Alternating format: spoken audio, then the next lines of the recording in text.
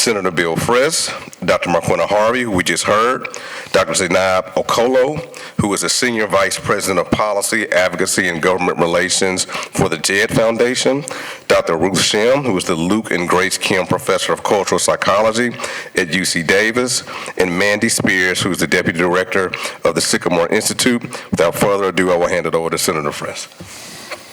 Thank you, Mark, and we're going to keep moving right along. And again, it's a dialogue, and the exciting thing about the day really is to be able to hear from as many people as we possibly can hitting the high points. And I say that is a yellow flag to my panelists here. We got to keep moving, coming in here. Let's start. First of all, thank you all. Really appreciate it. The why. Let's each take, or I'll ask each of you to take, a minute or minute and a half, because we'll come back to it. But what is the why in terms of why you believe addressing youth mental health is so crucial to improving education outcomes? And why don't we start at the end? We'll work this way, and I'll mix it up after that. Sure. Good morning, everyone. I think the biggest why right now is just looking back over the last 4 years, and what the pandemic quickly taught us is that we can never again live in a world where we effectually ignore a very key part of our health, and that is our mental and behavioral health. And with the pandemic exacerbating our need for connection, community, and resources around mental health, the why is that we can't afford to look away any longer, especially when we're thinking about our youth, how they're developing, and what the world will look like in the next 5 to 10 years. So I think the urgency of the moment is really now, ensuring that we don't have to live a life that we're constantly trying to recover from, and that there isn't shame or stigma attached to getting basic health care services, particularly when it comes to mental health. I love it. And the stigma is something, again, we'll come back to over the course of the morning. Ruth? Yeah, so Dr. Okolo and I are very aligned on many things I'm learning, and so I agree completely with what she said, and I just want to add to that, that the data shows that 50% of all mental health problems manifest by age 14 and 75% by age 24. So we have this kind of terrifying intersection of when mental health problems tend to occur. Mental health issues are diseases of young people. And so when we are thinking about how do we address issues that impact young people, of course we have to think about how that presents in where young people are, which are in schools and educational settings.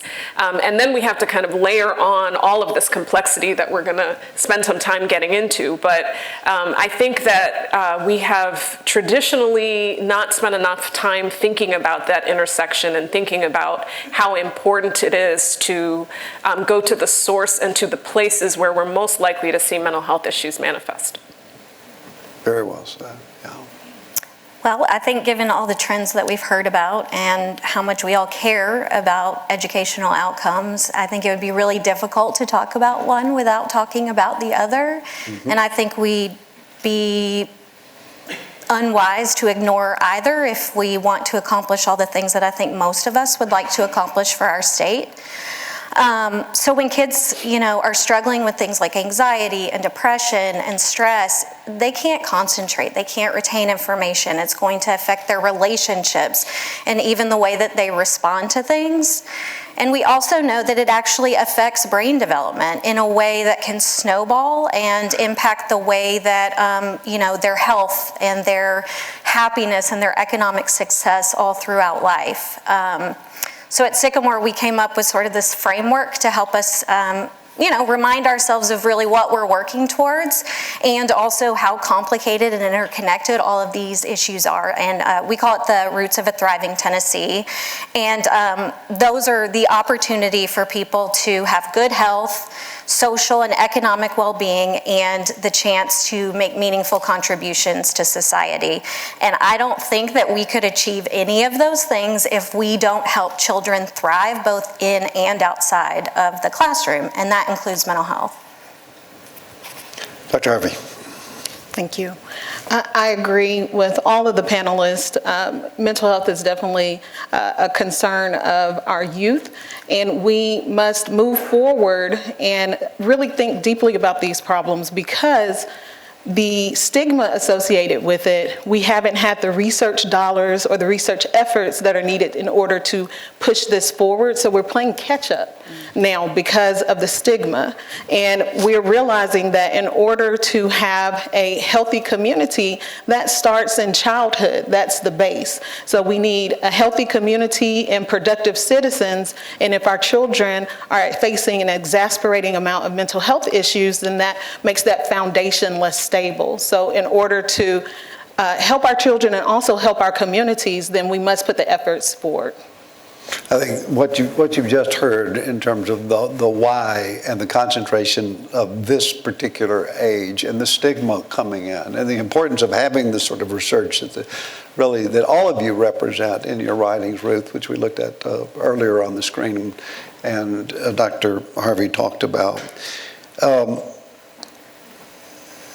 Dr. Shim, your work has been so fundamental for people around the country because it gives a framework that you can start with and then build upon. Just, I think, as we saw this morning, much of your work is built around disparities and the disparities and how they get both integrated but reflect the problem and the challenges. Talk to us a little bit more about that.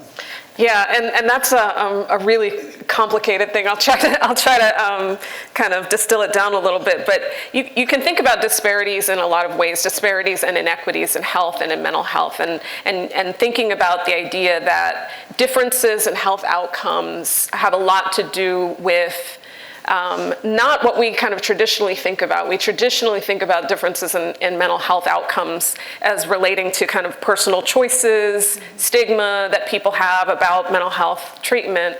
And we a lot of times forget to think about the context, the socio-environmental context that sets the stage for the development of these inequities. So as you could see on the screen with this map of Tennessee, you can see that when we're trying to understand why do we see mental health vulnerability in different parts of the state, that has a lot more to do with the environmental context, the resources, the policies that are in place in those particular counties and zip codes, who has access to things like power and resources and who does not. And so those disparities become incredibly critical, those inequities become critical when we think about it that way. But there's a lot of other ways to think about inequities. Another way we can think about it has to do with the fact that mental health issues are not really prioritized in the same way that physical health issues are. And so we can think about why we see so much mental health problems in our youth and the way that we have structured the mental health care system and how certain people do not have access to mental health services, and particularly a lot of youth do not have readily available access to mental health services. And that's another example of how inequities come into this space. And then you can even go kind of even further here, and you can look at young people that come from minoritized communities, and whether that is minoritized communities like socioeconomic status minoritized communities, so people that come from poor or rural communities, people that are from racial or ethnic backgrounds that are minoritized, that these groups often have greater challenges in accessing mental health services because of those structural differences, because of those environmental differences. And so then when we take those inequities and then we bring them into the educational system, what we end up seeing is that a lot of young people not only have problems with mental health, but then those problems manifest in educational settings, and then our educational settings are not in a they don't have the resources to support or help those students be successful. And sometimes our educational settings are actually set up to harm children or to make the situation even worse. Of course, that's not the intention, but that's the execution or the plan. And so we think about a new buzzword and something we've been thinking about a lot more now is trauma-informed education. How can we think about bringing young people into our schools that have more issues with mental health issues and substance use problems, and how do we take care of them? But we're not always thinking about how the school itself might be compounding that, making that situation more complicated. So there's a lot. I could keep going on, and I feel like I need to stop, but there's a lot of things. I actually just want to mention one more thing. And it relates to like just an example of how this might manifest. So when Michael Compton and I were working on the Social Determinants of Mental Health book, one of the pieces of data that one of the data sources that jumped out at me in kind of shocking fashion was the idea that young people that have food insecurity have almost the exact same symptoms of attention deficit hyperactivity disorder. So ADHD looks very much like, the symptoms of ADHD look almost exactly like the symptoms of food insecurity.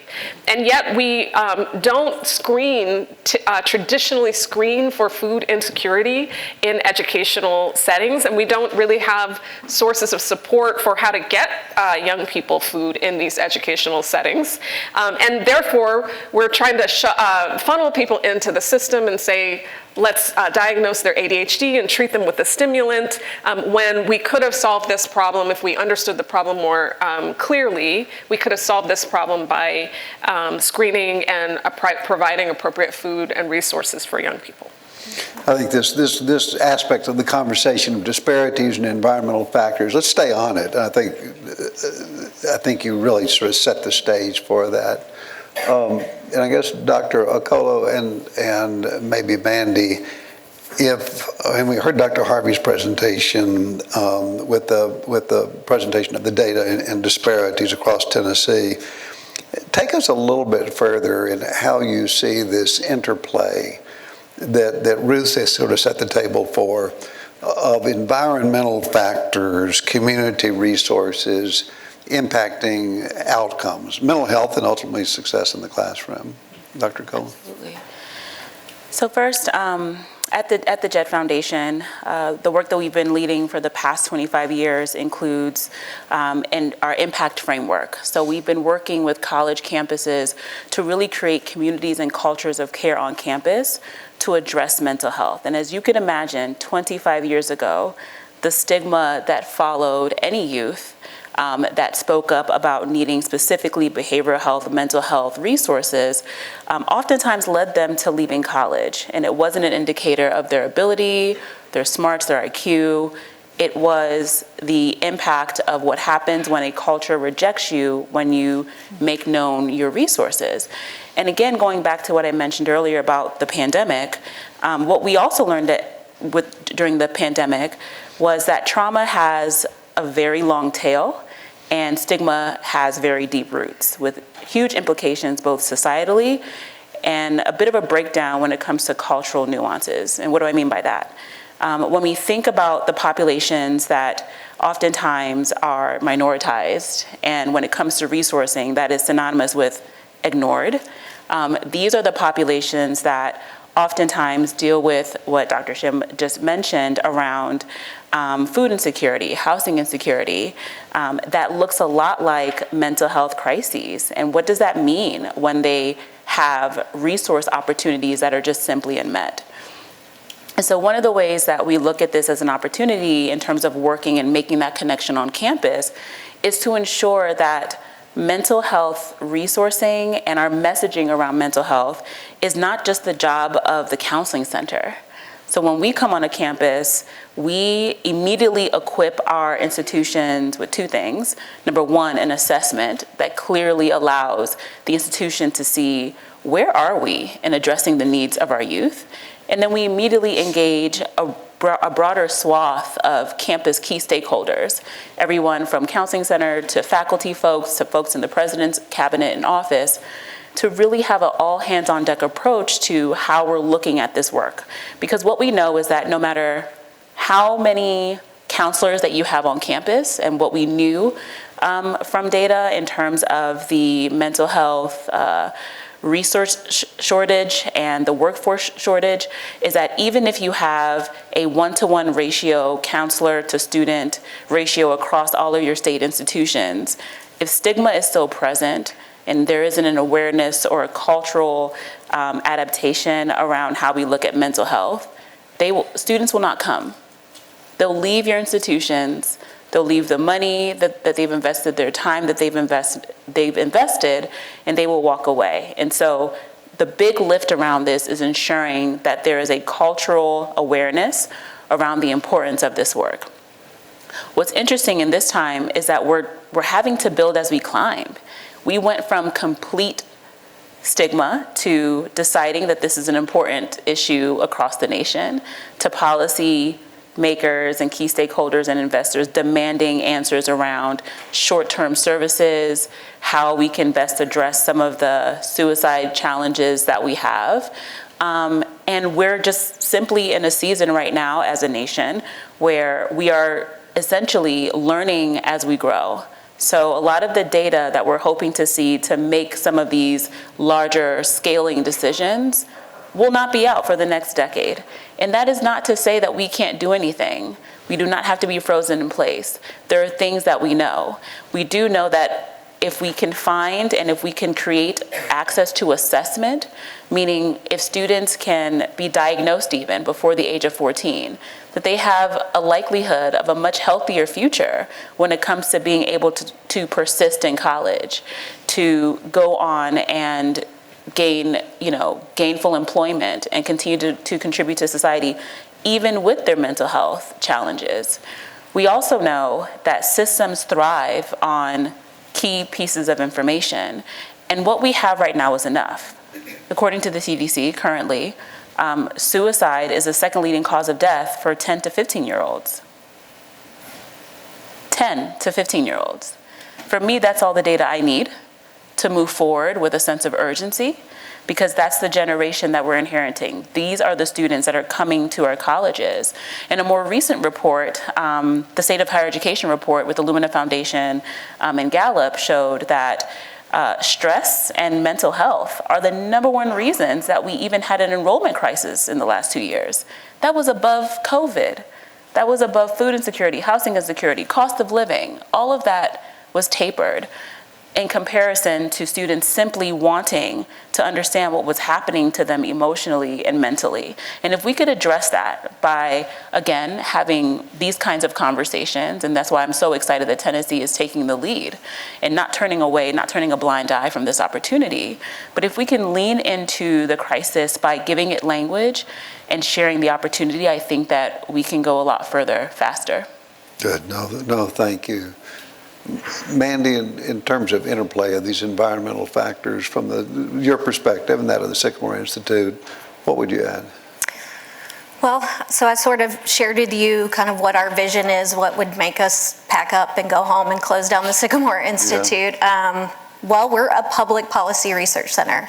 We don't have the words public policy in that vision anywhere, but I think that's a recognition of the role that things like public policy have on our environments and the role that those environments have on these outcomes that we really care about. We're all making decisions every day in sort of a complicated world. We're responding to opportunities and challenges and incentives, and kids are doing the same thing, except they're even more impressionable at this age. Like, we know that they are building the skills and the brain architecture that they're going to build the rest of their lives on. sort of combining that with this other concept, we talked a lot about social determinants of health. Another sort of model that I think you were getting at was the socio-ecological model, which kind of came out of the child development field and now is used a lot in public health. But it gives us an interesting way to sort of think about all these things that are influencing these decisions, and it's these like concentric circles where the individual is at the middle, right? We're making choices, we have our genetics and we have our behaviors, but then we have, our relationships around us, we have our schools and our workplaces and our community, and then society as a whole. And all of these things are sort of influencing us. You combine that concept with the science of toxic stress and these early childhood experiences and trauma, and it really shows us the implications of how important these environments are on children, on children's mental health, on educational outcomes, but really on lifelong success and our whole society. Dr. Harvey, I want to just talk to you more about mental health more broadly, but anything in what you're hearing, obviously great presentation, really appreciate to set the stage. Anything on this interplay of environmental issues, anything you'd comment on? Yes, so with our data, what we are finding is that exactly what all the panelists are saying, it's true. When we look at that community level, those external factors that are impacting our children, we see a direct correlation between those external factors and where we find the vulnerabilities. So it's important for us to move forward within a community way, in a community perspective, in order to try to impact these very, very egregious problems within our youth. We've looked at it through various age bands, and we're still finding the same thing. It's the community influence, it's those external factors that are really having a huge impact on our people within our state. How do each of you characterize, and we're going to come to it again in a future panel, but the state of research? We've always had the stigma of mental health. We've had this increasing realization of the youth aspect of it. A lot of people just have this image that mental health is from middle age or something that hits later. So we made progress there, but just the state of research, where we are today, just real quickly, just go down the line. Your research, it's the first time I've ever seen anything like that, but comment on the state of research today. There really is a paucity of research in the area. There are people who are entering the space. There are people who have been championing in the space. But when we look, and as I explained, when we look through our framework, our dilemma is where we go and look, what have other people done in this space? What research is out there in this space? And what we're finding is there's not much. Yeah. There's not much. And again, I believe that's because of the stigma that was associated with mental health. And as we try to move forward, we're really just trying to find a lens in which we can look at these problems through. So it's difficult when you're trying to do research and trying to find those who were in the field previous to you in order to inform. There's really not a lot there. So in order for us to move forward, there's going to have to be a huge increase in research in this area in order for us to move forward in a positive way with mental health. Yeah, and Mandy, just quickly, state of research generally. I'd say that we do have some challenges with data, which I think I'll get into in a little bit, on really kind of understanding this problem in a comprehensive way and where it occurs and across the lifespan and things like that. Also think that just in general, we often struggle with translating research to action, of having sort of those translators to say, okay, this is what the medical community have found. What does that mean for public policy? And so I think that, as we move forward, as more good research comes out, I think we really need to keep an eye on that sort of translation aspect. Yeah, and Ruth, your work was pioneering in many ways, but where are we today? Yeah, it's a great question, because I was actually just at, 2 weeks ago, I was at the National Institutes of Mental Health's 75th anniversary, celebrating their contributions to mental health research. And we were thinking about and reflecting back the ways in which the National Institutes of Mental Health, a federal funder of mental health research, really spent a lot of time focusing in on biology and trying to understand what is happening in mental health as a brain disease on a more individual level, and has not spent as much time taking kind of a population lens, and hasn't spent as much time thinking about the socioeconomic context that we find ourselves in. So thankfully, we've seen these changes with COVID, and that made it kind of clear to funders that it's really important to think about these things because these illnesses can pop up in times of stress. And so we need to be kind of thinking more about the context. So I agree that we're not where we need to be, and I think that we haven't always asked, the research hasn't been inclusive enough to take the perspectives of the people who need to be asking the questions. Communities need to be asking these questions and answering these questions. And then the research hasn't necessarily taken the right frame or asked the right questions. And if you don't ask the right questions, then you're gonna come to the wrong conclusions. Dr. Okolo, the state of research. Really tough acts to follow. Let me just put that out there now. So I think just at a foundational, and I echo everything that my colleagues here just mentioned, foundationally, we're not all, when it comes to the research in mental health, defining mental health, behavioral health, wellness in the same way.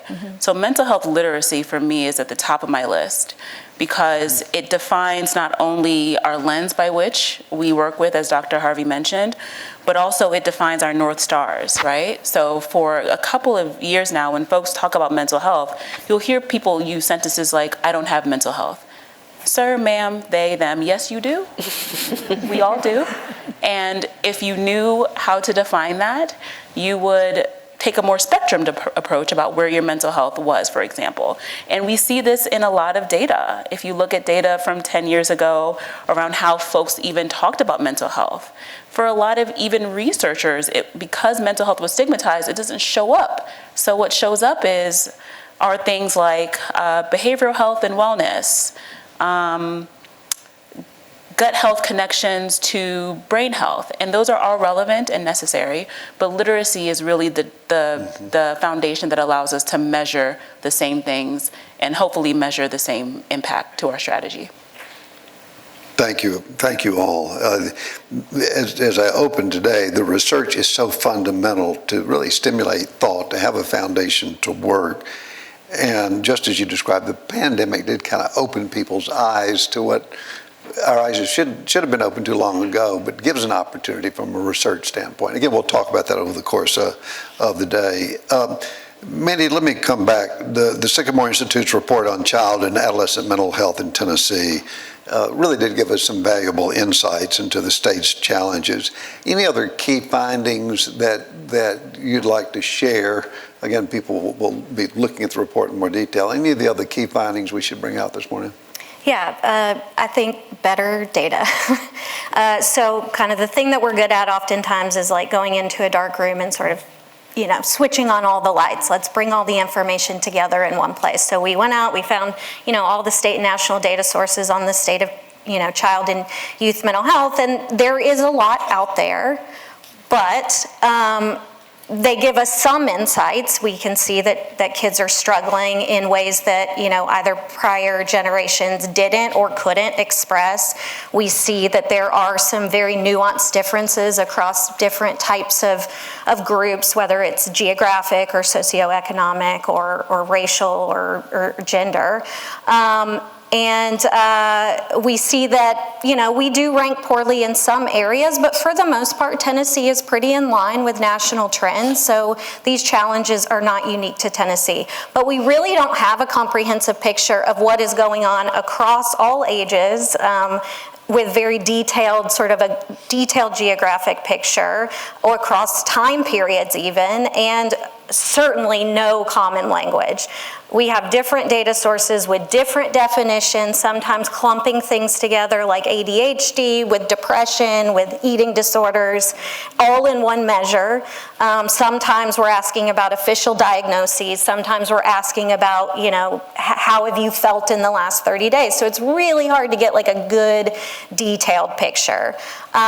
We also, in our second report, and I'm going to present on it in a minute, is looked at all the programs that Tennessee has to offer. And we know that Tennessee is investing at least $300 million a year in these efforts, and likely much, much more. But it's really hard to capture all the prevention stuff that's going on because it's often embedded in these other programs that have a lot of shared goals. And we have prevention efforts going on in these environmental factors that we can't quantify. So I think the biggest takeaway is kids are struggling, but there's still a lot that we don't know. It doesn't mean that we shouldn't try, to address it, but I do think that's something that we should be considering as we continue to make these big investments and start these big initiatives here in Tennessee. Yeah. We only have about 9 minutes or so, and there's so much to cover in an opening panel. You don't know exactly where to start, but where to end. And so let's just each of us close a little bit with the promising avenues as we look at this intersection of a strong foundation in research and one that fosters what we all know, what we all hear is so clear from the reports, and is this sense of partnership and collaboration, because we can't do it on our own. And that's why it's so wonderful to have a group of people here from so many different disciplines sharing the thoughts and ideas. But any of you hop in, and I don't want to concentrate on hope, but promising avenues that kind of bring all this together. Who wants to start? Again, we have about 9 minutes, 8 minutes. I'd like to hear from each of you. Who's going to start? Ruth, how about you? I can start. I'm chuckling a little bit to myself because I often think when we talk about such really kind of depressing things, we were like, let's end on a hopeful note, and I always struggle with that. I'm like, I don't really have a lot of hope. I don't really have a lot of hope for you, but I'm going to try and be hopeful. I will say that one of the directions that I think could lead to the greatest change and the greatest progress is thinking about a combination of things. So we think about like that there are a lot of problems, there's a lot of inequities, there's a lot of issues, and sometimes people think that we should be solving these issues by focusing in on making sure, prioritizing fairness, prioritizing for each of those communities that we see are struggling, making sure we do all the same things for each of those communities. And I think that where we have seen the greatest gains are when we take this equity lens, when we're tailoring things to the particular population and their particular needs, and providing that community what that community needs to be successful, and that we combine that with this kind of justice approach where we're addressing the systems level problems or the structural problems that have created those issues. So combining those things, this equity and justice focus to address the system, while I think most importantly, and I think this is the part that we sometimes forget, is really engaging those communities as equal partners in the work that we're doing. Because oftentimes I think we see problems in the community and we say, oh, we have expertise and we rush in to try to solve these problems, but many times we don't have the vantage point by which to effectively solve those problems, and the communities themselves have that vantage point. And sometimes instead of partnering with those communities, partnering with those populations, we tend to kind of come in pretty aggressively and say, this is how we're going to fix your problems. I so appreciate, and this is my hopeful point, I so appreciate that as we're here connecting the dots, we have students from universities and from schools, from K through 12 schools, coming to give their perspectives. And I think there are opportunities there to hear more voices and bring more voices into the conversation. And so I do believe if we take those approaches and go on that path, that we can make a lot of progress. I love it. Who's jumping in? Who else? I'll jump You're going to in. hear from everybody. The earlier you go, the easier it is. Having been there many times. I want Thanks, to Ruth. follow up on Dr. Shim. We have a diversity framework that we think through at the Belmont Data Collaborative, and it's a pillar. It's called Data for Diversity. So when we think about data for diversity, we think about diversity of person, thought, and perspective. So with person, that's who you bring around the table in order to approach the problem. Again, like you said, we go into communities and think that we can solve the problems, but I always like to say you cannot scholar lived experience, right? So therefore, we must bring different voices around the table. Thought. When we think about mental health, we often go to our practitioners, we go to those who are in healthcare services, but if those folks could solve the problem, then it would be solved, right? So when we've approached other problems, we approached one on hypertension. We asked business people, what do you think about this? What do you think about this in the College of Architecture? All these different frames of thoughts, and it's very interesting when you get these thoughts, the solutions that you can come to when you go outside of who you traditionally speak to. And last is perspective, and that's what we aim to change. So when we get the thoughts and we get the people around the table, then we're hoping that the data can then change the perspectives of the people who are approaching this very complicated I problem. love it. I love it. I mean, the equity issues, the justice issues, the who's at the table, the diversity issues, that's where the answers are. I mean, and we've missed it in the past. Yeah. And again, there's no point in time that you wake up to it, but we're getting it. We're getting better at it. But we got to consciously do it and do it with discipline. I really appreciate both of you bringing that forth and putting it out there. Mandy? I think I'm going to mix and match what gives me hope and what I hope for. Good. One thing that gives me hope, and you'll see in a second, is Tennessee is really doing so much stuff in this area. A lot of expansions, initiatives, a lot of funding going towards this. My hope is that we will keep a close eye on those things, that we will measure and evaluate, and in the world of public policy, we tend to have some path dependency. So I hope that we will have the bravery to shed the things that maybe aren't working and scale up the things that are.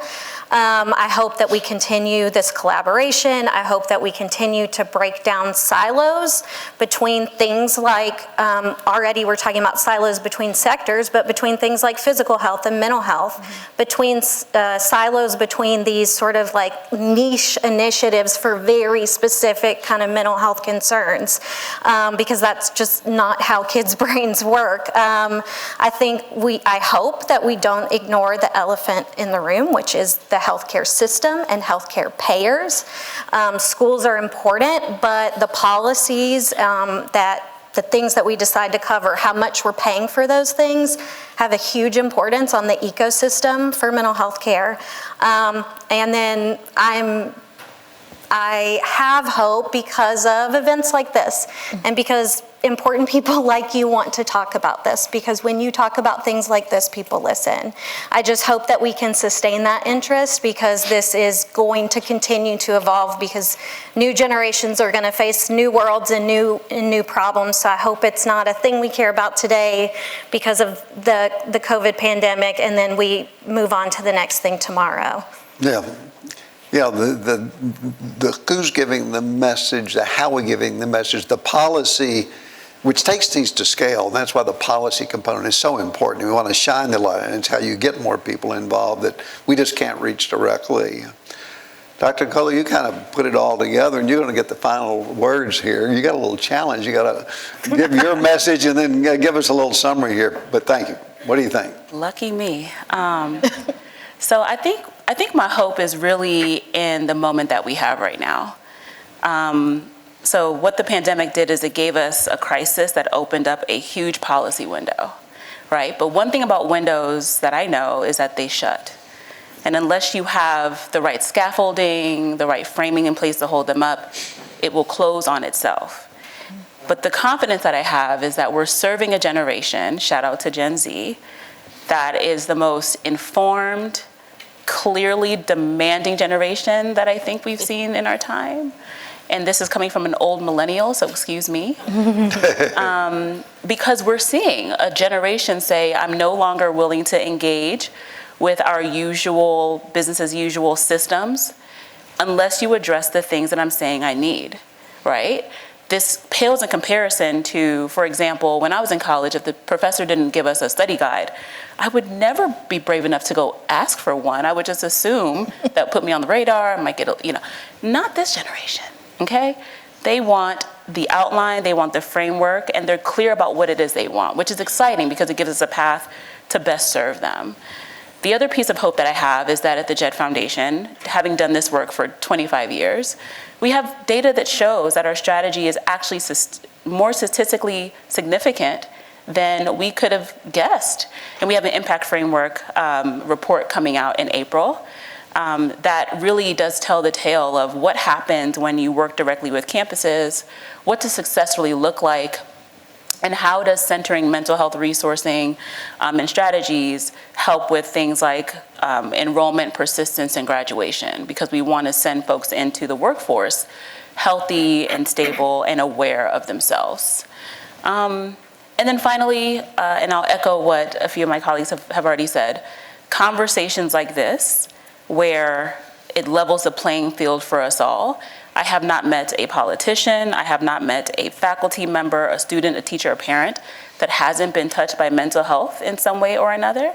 So it's really refreshing to see that stigma is now taking a back seat. I don't think it's left the room, but it's definitely in the corner, a little ashamed of itself, and that we're now finally addressing the elephants. We're picking up the pieces that have been left on the ground for so many years. And we are acknowledging our own humanity. And that's what I was hoping for after the pandemic. I wanted us to go into a world where we stopped pretending that if we just did the right things and checked the right box, that we were exempt from any sort of suffering. The pandemic taught us that that is not true. And that we have things that we have to address, and much of what we have to address, we cannot address in silos. We must work collectively together. And that's what I'm seeing in terms of federal and state level actors really starting to invest in, really starting to do. And I'm so proud of states like Tennessee that are not looking away from this moment and looking away from the opportunity, but leaning fully in. Okay, that's as good as you can get. I mean, I'll tell you, we are blessed to have had an unbelievable panel. We are at a teachable moment, and there's no question, just listening and over the years I've done a lot of these, we are at an unbelievable moment in history, and COVID may have set it off, but whether it's the research, whether it's the stigma and where we are today, whether it's the commitment and this colliding of spaces, we're in a teachable moment, but one that I'm convinced can be translated into action.